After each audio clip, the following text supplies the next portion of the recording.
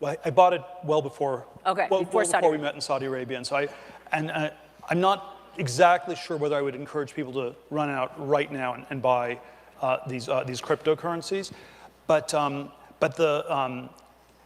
the technology that people like to talk about is the blockchain technology. I'm somewhat skeptical about how well that translates into good investments, but the one use case of cryptocurrency, of a store of value, may actually have quite a bit of a ways to go, and so I would be sort of long Bitcoin and neutral to skeptical of just about everything else at this point, with a few possible exceptions, and the question about something like Bitcoin is whether it can become a new store of value. And I think the thing it would replace is something like gold. We're not talking about a new payment system, so it's too cumbersome to use for payments, for day-to-day transactions. But the analogy is it's like bars of gold in a vault that never move, and you get it, and it's a sort of hedge of sorts against the whole world going to falling apart or something. And there's about $200 billion worth of Bitcoin. There's $8 trillion worth of gold. And many of the things that make gold attractive would also apply to Bitcoin. And many of the objections people have to Bitcoin would also be objections to gold. So it's this weird currency that's not backed by any government. Same thing's true of gold. It's not clear what the intrinsic value of Bitcoin is. Same thing is true of gold. It may well be a bubble, but and most bubbles are unstable and end. But one of my friends has this line that money is the bubble that never pops. And so if it's money, it is bubble-like, and the value of money comes from often this sort of social thing where its value, you'd like to have a $100 bill because everybody else would like to have a $100 bill. And then if everyone decided a $100 bill was worthless, you might not want to have a $100 bill anymore. And so there is this sort of bubble-like aspect to money, but it's one that can be quite stable. And so even if Bitcoin is bubble-like, that doesn't necessarily rebut it in this core use case for a store of value.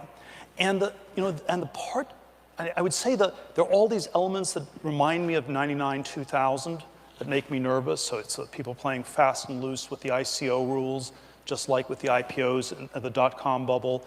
You have sort of the crazy promoter type people where the people who exaggerate beat the people with a normal plan, and then they get beaten by the people who exaggerate a lot. And so there are sort of a lot of very crazy, unhealthy dynamics.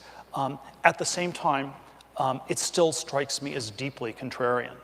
And one thing that's very different from the dot-com bubble in the late 90s is there are virtually no Wall Street analysts, no Wall Street banks that are pushing this in any way whatsoever.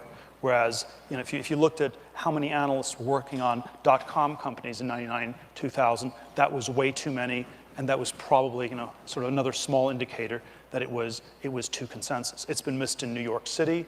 It's been missed even more shockingly in Silicon Valley, where and it is a technology that's sort of emerged in this fairly distributed way. Ethereum, the number 2 currency, most of the work is being done in Zug, Switzerland.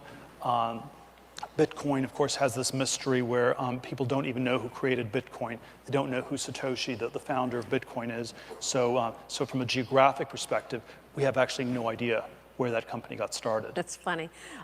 It's interesting to me that you are supportive of Bitcoin, but not the other cryptocurrencies. What is Bitcoin? How does Bitcoin differ from the 10 others out there? Well,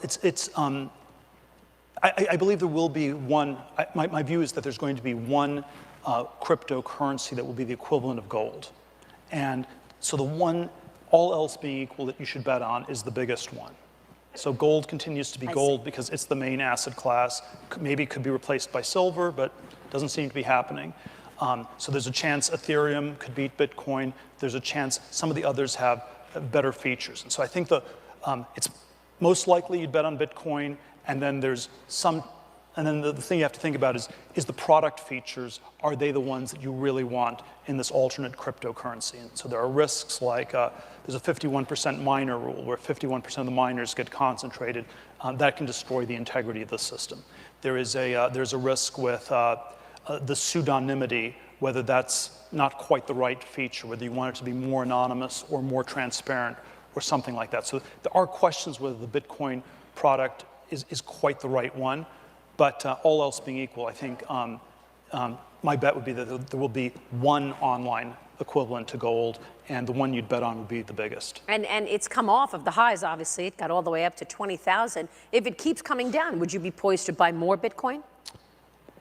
You know, it's the I don't want to do the day trading. I did a presentation on this where there was a term hodl. And this was a misspelling. It was in some Bitcoin chat group at the end of, I believe, 2013, when it was near 1,000, and then it subsequently crashed to about 200, 220. And there were questions, do you sell, do you buy, what do you do? And someone says, you want to say I'm hold, H-O-L-D, but he misspelled it, H-O-D-L. I'm hodling. And then the acronym got changed to mean hold on for dear life. Oh, God. And so, Okay. that's, yeah. So maybe there's a 50 to 80% chance that it ends up being worth less. Maybe there's a 20 to 50% chance it ends up being worth a lot more. Probability weighted, it's good.